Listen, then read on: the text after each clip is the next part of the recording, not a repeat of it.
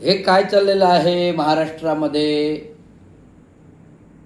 Bharatiya Janata party RSS सरकार आल्यापासून परप्रांतीयांचा माज का वाढलेला आहे मला कळत नाही.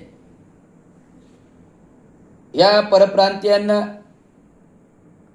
BJP सरकारची फूस आहे का? देवेंद्र फडणवीसची फूस आहे का? केवळ राजकीय सत्तेसाठी, राजकीय मतांसाठी उत्तर बिहारी नागरिकांना सपोर्ट आहे का? हा माझा पहिला प्रश्न आहे. आज महाराष्ट्र हा छत्रपती शिवाजी महाराजांचा आहे. 18 पगड जाती धर्मांना घेऊन आलेला. आम्ही महाराष्ट्रीय कोकणातली आगरी, मागरी, कोळी, महार, चांभार असं सगळं 18 पगड जातीचा मराठी माणूस, या सर्वांची भाषा मराठी. आणि जर मराठी भाषेचा अभिमान आम्ही का राखू नये? मागे 5 जुलैला जे काही झालं, हिंदी भाषेचा GRचा सक्तीचा करण्याचा प्रयत्न, तो मराठी मायभूमीच्या लेकरांनी सगळं हाणून पाडला. ही आमची चूक आहे का? मग जो 1949चा कायदा आहे, त्या कायद्यानुसार शासनाच्या आणि जो 2019चा कायदा मराठी सक्तीचा करण्याचा जो कायदा आहे, तो कायदा वापरण्यास सरकारने कुचकामीपणा केला. परंतु आत्ताच्या BJP शिवसेना सरकारमधील परिवहन मंत्री, ST महामंडळाचे अध्यक्ष, परिवहन मंत्री, ST महामंडळाचे अध्यक्ष,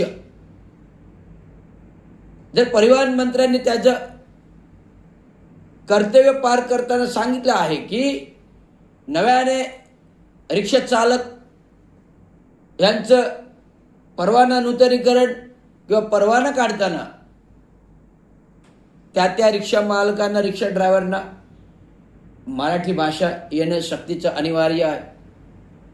ज्या राज्यात आपण आपले भाकरी खातो, पोट भरतो, ज्याच्या जीवावर भाकरी खातो, पोट भरतो, त्या मराठी मातीचा मान ठेवणं कर्तव्य आहे ना.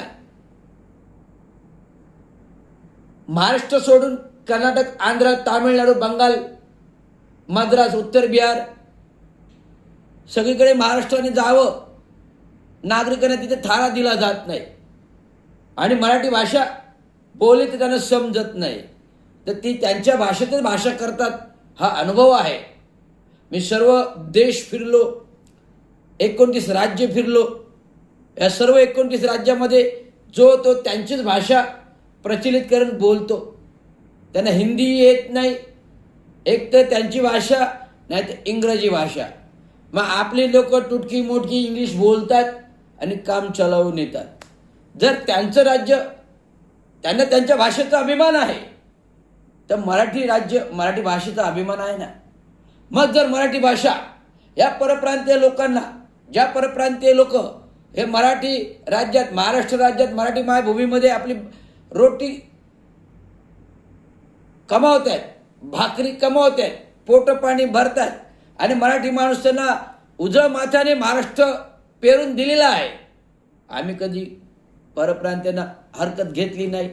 परंतु सक्तीची मराठी भाषा कायद्यानुसार, संविधानानुसार आणि घटना कलम महाराष्ट्र शासन कायद्यानुसार येणं गरजेचं आहे ना.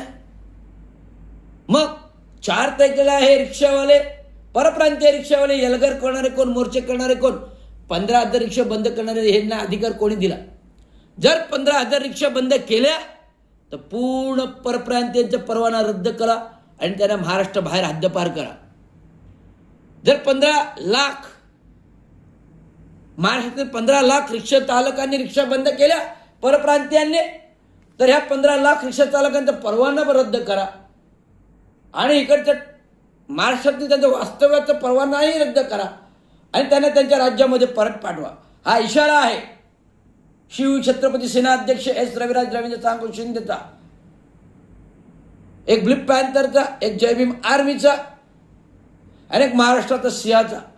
हा सिंह जो गरजतो जो आमच्या राज्यावर जगतो त्याला आमच्या राज्याचं गोष्टी अंगीकृत करायला लागतील. जो आमच्या राज्यामध्ये जगतो त्याला आमच्या राज्याच्या गोष्टी अंगीकृत कराव्या लागतील. मराठी भाषा ही बोलता आली पाहिजे, लिहिता आली पाहिजे, वाचता आली पाहिजे. मराठीतले महाराष्ट्रातले रस्त्यातले सिग्नल बोर्ड हे त्यांना कळाले पाहिजेत. त्यामुळे कुठला परप्रांतीय रिक्षावाला कोण कुणाला कुठे घेऊन जातो, महिला वर्गाला कुठे घेऊन जातो, युवा मुलींना कुठे घेऊन जातो, आता अशातूनच अन्याय अत्याचार बलात्कार होतात, अपघात होतात, अन्याय अत्याचार होतात, रात्रीच्या काळोखात होतात. त्यामुळे या सर्व परप्रांतीयांचा व्हिडिओ वॉच कार्यक्रम, स्कॅनिंग कार्यक्रम महाराष्ट्र शासनाने तयार करावा. जे 15 लाख रिक्षावाले आहेत या सर्वांचं महाराष्ट्र शासनाने स्कॅनिंग करावं आणि स्कॅनिंगनुसार सगळ्या रिक्षा स्कॅनिंगवर नंबर सहित येतील, मालकासहित येतील. उबेर असो, ओला असो,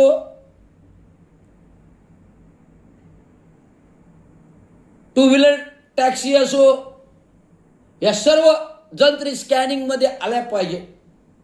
त्यांची सगळ्यांची इत्तमत माहिती स्कॅनिंगमध्ये आली पाहिजे. त्यांचे परवाने स्कॅनिंगमध्ये आले पाहिजे आणि त्यांना मराठी भाषा येते की नाही ते स्कॅनिंगमध्ये आले पाहिजे. ज्यांना मराठी भाषा येणार नाही अशा लोकांचे परवाना रद्द. जर 15 लाख रिक्षावाले जर महाराष्ट्र सक्ती असेल तर संप बंद करणार असेल तर त्यांना महाराष्ट्रातून हुसकून द्या, त्यांना महाराष्ट्रातून हुसकून द्या, त्यांना महाराष्ट्रातून हुसकून द्या. शिवसेना छत्रपती सेना प्रमुख रवींद्र शिंदे, रविराज रवींद्र शिंदे महाराष्ट्रात सिंहगर्जना देतोय, हे तुम्ही सांभाळा. आमच्या मंत्री महोदयांचं काम चांगलं आहे. परिवहन मंत्री झाल्यापासून प्रताप सरनाईकांचं काम चालू आहे. परिवहन मंत्री झाल्यापासून प्रताप सरनाईकांचं काम चांगलं आहे. एसटी महामंडळ अध्यक्ष झाल्यापासून प्रताप सरनाईकांचं काम चालू आहे. एसटी महामंडळाला त्यांनी प्रगत केलं. 5-5 हजार 10-10 हजार एसटी बसेस दिल्या, 100% पगार केला. एसटी कर्मचाऱ्यांचा 100% पगार केला. जो 65% पगार होता तो 100% पगार अधिकाऱ्यांना झाडून केला. अनेक एसटी बस स्टॉप नव्याने नूतनीकरण करून सुसज्ज सेवा देण्याचे धोरण, हॉस्पिटल देण्याचं धोरण, राहण्याची सुविधा, खाण्यासाठी कॅन्टीन, हॉटेल्स, या सर्व भव्य दिव्य आणि त्या एसटी डेपोमध्ये मॉल, असं प्लॅनिंग प्रोग्राम परिवहन मंत्री प्रताप सरनाईकांनी केलेला आहे. म्हणजे आधुनिक महाराष्ट्र कधी घडेल? जेव्हा रेल्वे सेवा सुसज्ज असतील, जेव्हा एसटी डेपो, एसटी बसेस सुसज्ज असतील, खाजगी ट्रान्सपोर्ट सेवा सुसज्ज असतील, रिक्षा, टॅक्सी, ओला, उबेर या सर्व सेवा सुसज्ज असतील आणि हे अधिकृतरित्या हे सेवा पुरवत असेल त्यांना मराठी भाषा येणंही अनिवार्य आहे ना. का नको? यायला अनिवार्य आहे ना. प्रताप सरनाईकांचा मी स्वागत करतो, स्वागतार्थ आहे त्यांचा निर्णय की कोणीतरी मंत्री मराठी भाषेचा अभिमान ठेवतो आणि भाषा सक्तीची करतो. याच्यामध्ये पुन्हा एकदा प्रताप सरनाईकांचे आभार मानतो. ते आमचे मित्र आहेत, फार 30-35 वर्षाचे मित्र आहेत. आम्ही बरोबर काम केले, नगरसेवक म्हणून आम्ही बरोबर आमदार म्हणून काम केले, आम्ही बरोबर मंत्री म्हणून काम केले. आमचे मित्र आहेत प्रताप सरनाईक. प्रताप सरनाईक नगरसेवक होते, त्यांच्या कार्यालयात बसले होते. रवी, मी आता आमदार होणार, आमदारकीला उभं राहणार. मी सहज प्रश्न विचारला, साहेब कशाला आमदार होता? नगरसेवक म्हणून चांगला आहे ना, स्थानिक तुम्ही चांगलं काम आहे, एक कार्यसम्राट नगरसेवक म्हणून वैभवशाली काम आहे प्रताप सरनाईकचं. त्यांनी रवींद्र शिंदेला शब्द दिला. प्रताप सरनाईकांनी, मी प्रताप सरनाईकचं 45 दिवसात ब्रिजचं काम करून दिलं उपवनला, निळकंठ हाईट जवळ. प्रताप सरनाईकांनी माझा गौरव केला ना, चांदीचं तबक घेऊन. आयुक्त जसवालांनी गौरव केला. आम्ही मित्र आहोत. प्रताप सरनाईकांची अडचण होती की त्यांच्या प्रभागात निविदा नव्हती, तर येणाऱ्या संस्कृती फेस्टिवल पुढे ब्रिज कसा करायचा, तर हा ब्रिज करण्यासाठी नगराध्यक्षांनी मला बोलवलं स्पेसिफिकली. रवी, हे प्रताप सरनाईक आमदार विधानसभा आहेत, यांचा प्रश्न कसं काय सॉल्व्ह करायचा, संस्कृती फेस्टिवल आहे. साहेब मी करेल, पण त्याला आपली मंजुरी द्यावी लागेल. साहेब बोले चालेल, जसवाल साहेब बोले चालेल. मिटिंगमध्ये नगराभियंता दालनात भरले, आयुक्त जसवाल नगराभियंता होते. साहेब तुम्हाला एक विशेष मंजुरी द्यावी लागली. माझी निविदा दिव्यामध्ये आहे, मला काम उपवनच्या ठाण्यामध्ये करायचं आहे, त्याला विशेष मंजुरीची गरज आहे. मी देतो बजेट आणि देतो काम. मी 45 दिवसात आधी काम चालू केलं, काम पूर्ण केलं, मग प्रस्ताव मंजूर करून जो मंजूर निविदा अंतर्गत होतं फक्त चेंज ऑफ लोकेशनचं महासभेची मंजुरी घेतली आणि ते एक बाहेर काढले. त्यामुळे प्रताप सरनाईक आणि आमचे संबंध विशेष खास आहेत. एस रविराज, रवींद्र चांगभाऊ शिंदे हे पुन्हा एकदा इशारा देतोय महाराष्ट्राचा सिंह म्हणून की परप्रांतीयांना जर 4 मेला जर 15 लाख रिक्षा बंद करून जर संप करायचा असेल तर तुम्ही महाराष्ट्र सोडून गेलं तर बरं होईल. आमच्या परिवहन सेवा मंत्री सक्षम आहेत, जे मराठी लोकांना सगळ्यांना रिक्षा बाहेर काढायला लावू, पण परप्रांतीयांना हाकलून लावू, हा इशारा आहे. धन्यवाद. जय हिंद, जय महाराष्ट्र.